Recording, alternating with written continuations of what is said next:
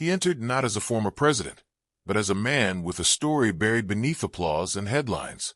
What started as a light-hearted TV appearance became something no one expected. A moment of honesty, a confession, and then a piano. What Bill Clinton revealed next would leave the world silent. The studio buzzed with anticipation. Cameras panned across a lively audience, all waiting to see a man whose name had once commanded global attention. But tonight, there was no presidential seal, no entourage, no formal podium.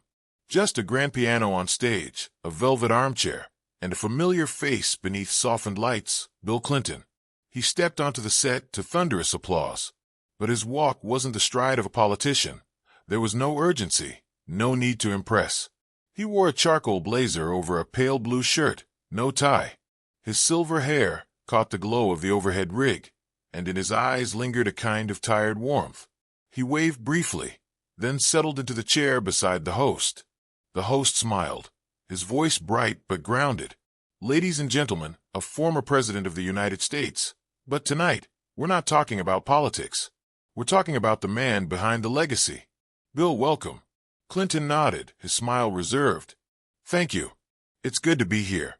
Honestly." The host leaned in. "Let's go back.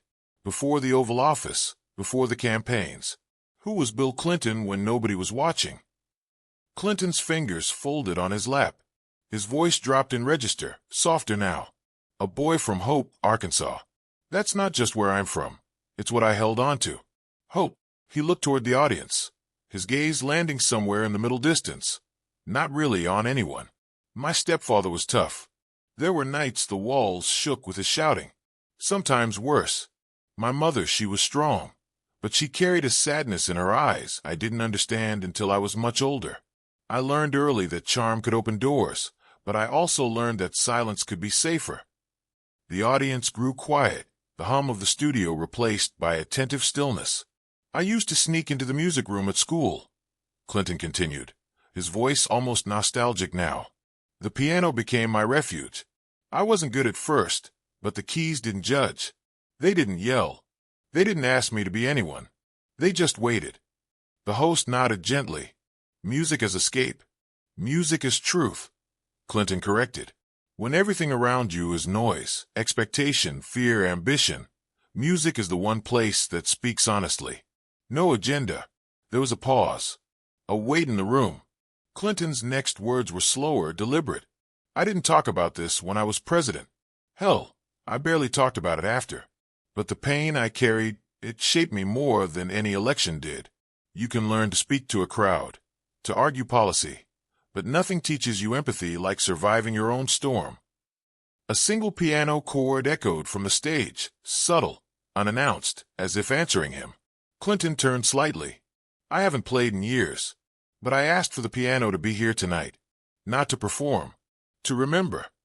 The lights dimmed a touch more. No one in the crowd moved. "Because there are moments," he said, "when the only way forward is to go back." The camera lingered on the piano, sleek, black, gleaming beneath the studio lights.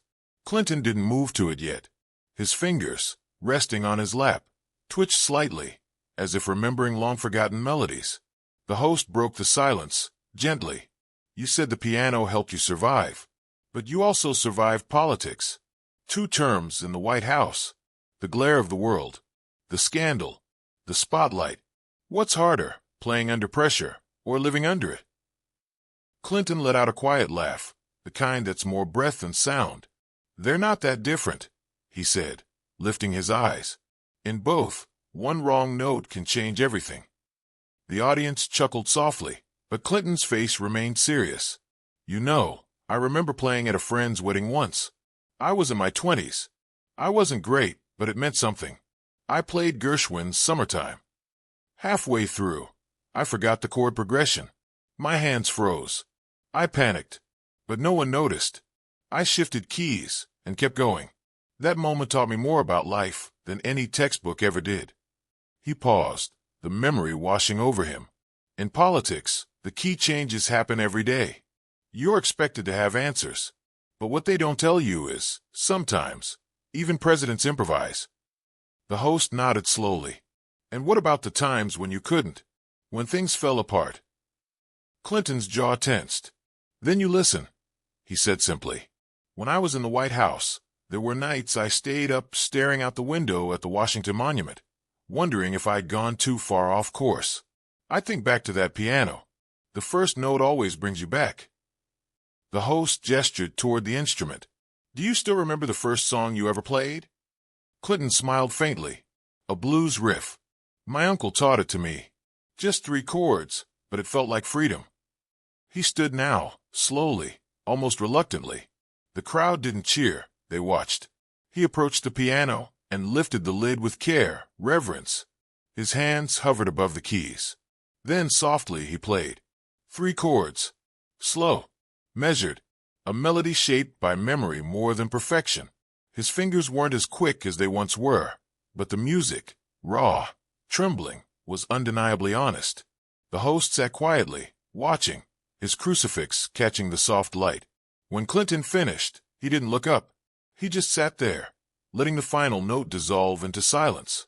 That, he said, is the sound of who I was before the world knew my name. The audience didn't applaud. Not yet.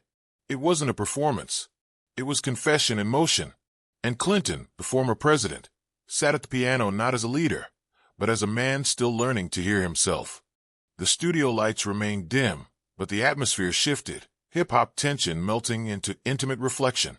Clinton sat at the piano bench, chest tight, as if bearing himself in full view. The audience leaned forward, prized witnesses to a confession shaped by black and white keys and memory. Steve Harvey's voice broke the silence. Mr. President, you poured yourself into that moment.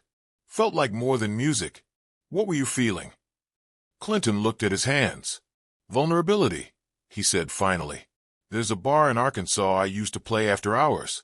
Folks would gather, blue-collar men, waitresses, fishermen, people whose expectations weren't high. When I played, I wasn't the leader of the free world. I was just someone telling a piece of my soul. The stage lights highlighted microscopic tremors in his fingers, the subtle weight of memory. Politics taught me to hide, to deflect. But music, you don't hide. If the note's off, everyone feels it. The audience was silent. The host nodded, reverent. That's touching, sir. But what kept you in the spotlight after everything, after impeachment, after everything people say? Pain has a way of turning folks away. Clinton pressed a hand to the keys. Light through the window blinds in his memory. Because one note can change the rhythm. In '98, after the storm of scandal, I'd sit in the Oval Office, heart weighed down, wondering if there even was a next note. I remembered that blues riff from my uncle. 3 notes I'd played 1,000 times. I'd play it softly, trying to find the center of me that still believed. He paused, still softly tapping out the riff. 3 falling chords. Faint, intimate, resonant. That riff reminded me that I hadn't lost everything. And if I could replay it, I could rebuild. Steve's eyes glistened. So you stayed? To rebuild? Clinton nodded, exhaling slowly. Yeah, I stayed because people still believed. Because they saw past the mistakes, past the headlines, and because I owed them who I really was. The audience remained hushed, breathing with him. In that stillness, Steve leaned closer. Your music, it healed you. Did it ever heal others? Clinton looked up, meeting the gaze of the camera beyond. Thousands would watch. I got letters, he said, from veterans with PTSD, women who'd lost hope, men who'd been sick. They told me my riff made them pull through another day, said it reminded them they couldn't fall silent either. He closed his eyes, grimacing slightly at the memory. One letter stood out, a teenage boy in Ohio whose mom died of addiction. He said the riff felt like forgiveness, like someone telling him it's not over. The audience exhaled collectively. Steve nodded, voice gentle. That's powerful. Clinton opened his eyes. There's one more thing. He stood slowly, the piano keys silent beneath his hand. I want to play for you all one last time, but I need you to play with me. He swept his gaze across the audience. Think of someone you couldn't reach. Someone giving up. When I play this next riff, think of them. Silence filled every seat. Then a quiet hum, a collective turning inward. Clinton sat, lifted the lid, then struck the chord. Stronger now. Warm. A ripple of space opening in the room. Then a second chord, then the third. And the riff turned into a melody. Simple, steady, almost prayerful. The host closed his eyes. The audience closed theirs. For one suspended minute, the piano built connection instead of division. A congregation without words. When the final note faded, the room exhaled in unison. Soft applause, halting at first, then building. Not a performance, but of shared presence. Clinton sat, breathing slow. "That riff," he said softly, "is proof. A single note can echo far beyond its origin." Steve smiled, tears shining. "That was powerful." Clinton nodded. "It doesn't take genius to reach someone. Just honesty. Just showing up. Over and over." Studio microphone, the camera held on them. One man who once led nations, another who guides souls with humor and hope. Two unlikely companions brought together by music and vulnerability. They rose and embraced, not as politicians or celebrities, but as humans humbled by the power of one note. The studio lights had softened from the intensity of earlier segments, heavy with emotion, yet now steadier, more resolute. Bill Clinton remained present, not retreating. He was there as a human being, not just a former president. Steve focused the audience's attention and leaned in. "President Clinton," he began, "you played that gentle piano riff last segment, but what happened next? Did that music truly become more than just sound to you?" Clinton inhaled deeply. The warmth of the stage made a bead of sweat gleam on his brow. "Yes, Steve. That three-note sequence was only the beginning. I played it, let it settle in, and then asked, how can sound bring people together?" Steve leaned forward, intrigued. "How did it?" Clinton placed his hands gently on his lap, his eyes meeting the audience. "After leaving office in 2001, I launched a series of music workshops, especially for veterans and underprivileged youth. I sat down with them, headphones on, and played that riff. Almost instantly, I saw something shift. Their eyes softened, their posture relaxed.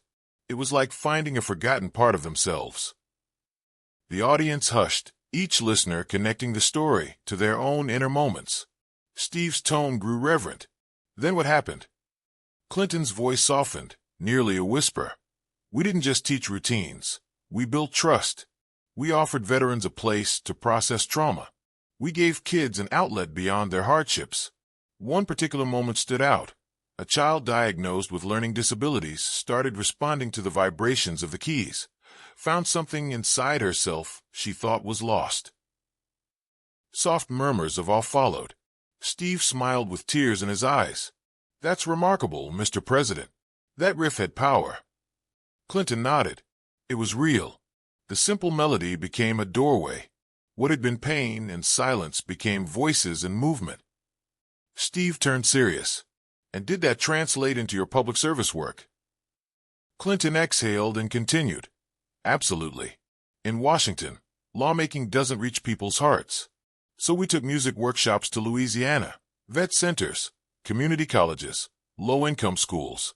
I pushed for grants to fund music therapy in hospitals and after-school programs. It began with 3 notes, but soon it became a movement. We saw improved school attendance, declines in juvenile delinquency, and an unexpected sense of community around shared melodies." The audience applauded in appreciation. Steve's voice brightened. "Incredible, Mr. President. Could anyone learn that riff?" Clinton leaned forward, sincere. "Yes. It's not just melody, it's connection. Anyone can play it. I've taught it to veterans, students, even parents. And when they hear it, they feel less alone." As the studio technicians prepared a spot for Clinton to play live, the audience buzzed with anticipation. When he pressed the keys again, the 3-note riff rang out, clean, warm, and full of promise. Steve's voice rose over the applause. "Can one note, one moment, really start healing?" Clinton smiled gently and replied, "Maybe not heal it all, but it can start it. That bridge across isolation begins with that first note." Lights dimmed. The final chords lingered as 2 men, one once the nation's leader, the other a comedian with a message, stood together. They were not just sharing music, but shared humanity. The echo of the last piano note had barely faded when the light shifted, bathing the stage in a soft golden hue. Bill Clinton remained seated at the piano, his hands resting gently on the keys, but his expression had changed. Gone was the polished statesman. In his place sat a man stripped to his essence, worn by time, softened by loss, and reignited by purpose. Steve Harvey stood beside him, the crucifix on his chest catching a single beam of light as if it, too, were part of the message. "Mr. President," Steve began, his voice hushed with reverence, "you've taken us through pain, faith, and music. But if there's one final truth you want people to walk away with, what is it?" Clinton looked out at the audience, not to impress, not to lecture, but to connect. "It's this," he said slowly. "We're all broken in some way. We carry regrets, grief, guilt, but the cracks in us, they let the light in. I learned that when a child found her voice at the piano, when a veteran cried because a chord helped him remember peace." The audience was silent. Even the crew had stilled behind their cameras. "You don't have to be a president to change someone's life," he added. "You just need to show up, with honesty, with care. Sometimes all it takes is a chair beside someone who's struggling, or a few notes played from the heart." Steve nodded, visibly moved. "You talked earlier about carrying that melody with you. Do you think it'll outlive you?" Clinton smiled gently, the corners of his eyes creasing. "If someone hears it when they're hurting and feels a little less alone, then yes, I think it already has." Then, without prompting, he placed his fingers back on the piano and began to play. Not the rehearsed riff, but a gentle improvisation. Something hopeful, warm, imperfect, human. The camera panned across the audience, some teary-eyed, others simply still, as if holding the moment between breaths. Steve stepped beside him, not speaking, just watching. Then Clinton looked up, fingers still moving. "Music didn't just save me," he said. "It reminded me that people need beauty. That behind every vote, every law, every debate, our hearts. Beating, breaking, healing." The music faded. Steve placed his hand on Clinton's shoulder. "I think tonight you reminded all of us what leadership really sounds like." The final note rang out, clear, steady. Not loud, but lasting. And in that silence, something unspoken passed between the stage and the world watching beyond. A truth neither political nor personal, but human. A melody played once might fade, but a melody that connects, it echoes forever. If you like the video, don't forget to subscribe and press the like button.